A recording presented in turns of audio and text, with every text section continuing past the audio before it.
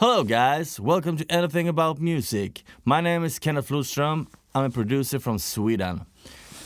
Today I want to talk about panning drums. There's a lot of talk about should you pan the drums from the audience perspective or should you pan it from the drummer's perspective. Well, first of all, is the drummer left-handed or right-handed? For those that don't know what I'm talking about, I mean, like say you're having the hi-hat. If you're sitting in the drum seat, the hi-hat is to the left of you. And if you're standing in front of the kit, then the hi-hat is to the right of you. To me, I think it doesn't matter. And the reason why it doesn't matter is because what are you gonna do when you have a left-handed drummer? Are you gonna change it? So let's say you used to have the drummer's perspective, right-handed drummers, and then walks in a left-handed drummer to your studio. What are you gonna do? You're gonna use the other perspective now? That's just totally ridiculous. Just use whatever you think sounds good. With some drummer from the beginning, I was always kind of anal about it. I wanted it to sound as if I was sitting behind a kit. And that was meaning that the hi-hat was to my left and my floor tom was to my right, and the rest of the kit was spread out. Now, that's actually not how you hear a drum set. The whole panning thing, I mean, don't get me wrong, you should pan the drum. The whole panning the drum kit around all of the spectrum is starting to get ridiculous. So if you're standing in a room in front of a kit that's being played by a drummer, you will not hear, oh, the hi-hat goes a little bit to the left and the floor tom goes a little bit to the right. No, you will have one massive big drum set, because that's how drum sounds in a room.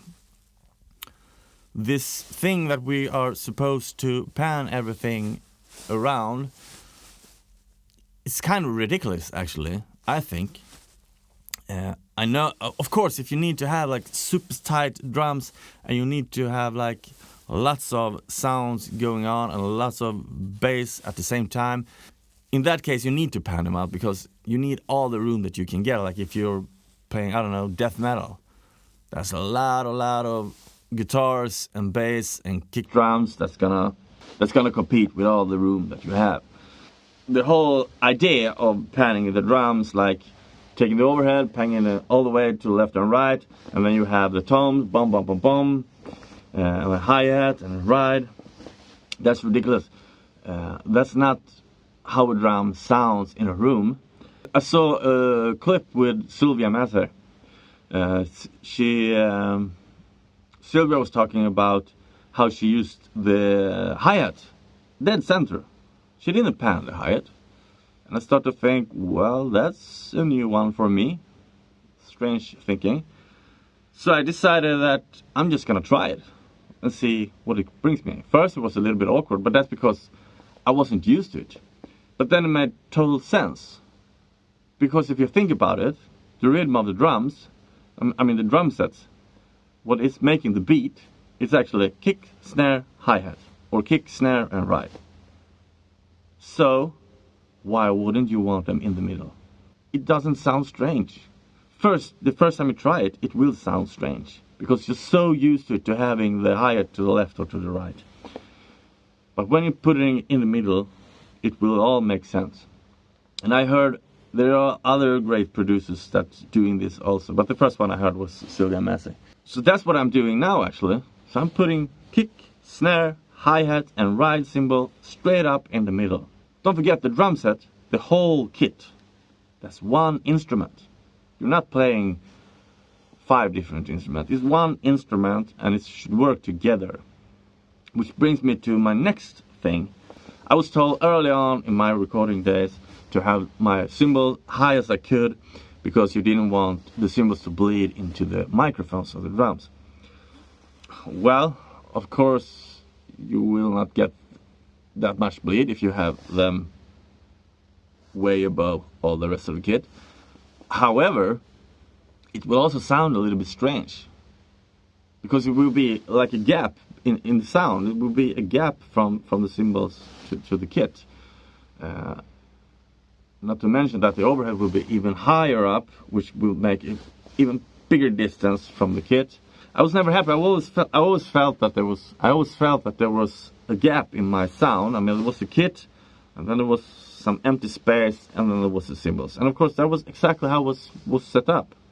It was the kit, and then there was nothing, and then came the cymbals quite high. And it wasn't until I was seeing the Rolling Stones. The Rolling Stones. I saw the Rolling Stones live, and Charlie Watts was, he had his cymbals way, way down. And I started thinking, well, if he can have it like that, and it sounds awesome, why shouldn't I be able to do it? So after I saw the Stones, and I saw that his cymbals were way, way down, I went home to my studio and lowered the cymbals. And it actually made the drum sounds way, way much tighter. I played better, I had a better feel, I had a better groove. Still didn't get that much of bleed. Of course, it depends on what kind of microphones you're using. But I'm using pretty much dynamic microphones for the whole kit. I mean, on the toms, I have Sennheiser 604, I think they're called. Those small that you can clip on. And on the snare, I have SM57, top and bottom. Hi-hats and ride, I'm using SM57 also.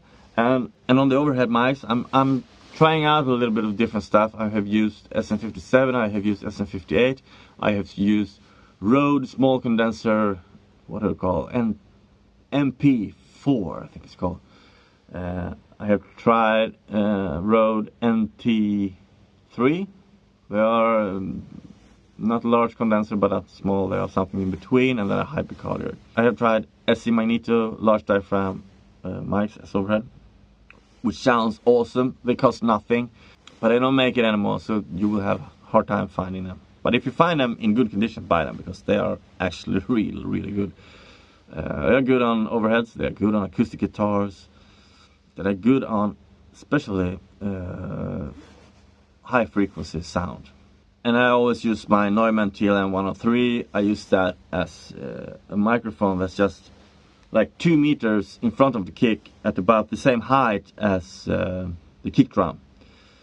And mostly it picks up the kick and the snare, and I squish the head out of it in the compressor to make a little bit more alive drum sounds, because my studio is totally dead. It's got soft walls all around. So anyway, what I do when I pan my drums is kick, snare, hi-hat, ride, straight up in the middle, and then I'm panning the toms and the overheads like you normally would do, just perhaps not that wide. And for like 20 years I used the drummer's perspective. Today, just for me, that I don't want to think like a drummer when I'm recording and mixing my stuff and producing my stuff, my own stuff. So therefore now I actually are going with the audience perspective. And it doesn't matter, and to me it doesn't matter if the drummer is left-handed or right-handed. I will always have the audience perspective, and if there is a left-handed drummer, I will make him a right-handed drummer. And before we go, I want to talk about live music. If you're mixing a live band in front of an audience, stop panning things around. Nothing should be panned if you're having a live band. Because I went to a big show in Sweden, outside venue. I was standing to the left of the stage, and they had panned the whole kit from left to right. So when I'm standing at the right, the only thing I heard when there was a fill coming was the fucking floor tom. Boom, boom, boom. And I could only hear one of the guitars. I don't remember if it was the one on the right and one left or how they would pan, but I can only hear one guitar, and I heard one tom. All the rest of the toms were somewhere in the middle. And the only people, and it had to be exactly the same shit going on the other side of the stage. The only people that would hear the whole thing was the people in the middle. That's not a way to mix a live show. So please, for all you live engineer out there, mix in mono. And in the studio, it doesn't matter if it's audience perspective or drummer's perspective. You don't know if the drummer is left-handed or right-hander. Who cares? Do whatever sounds good to you. Until next time, please hit the like button, please subscribe. Goodbye.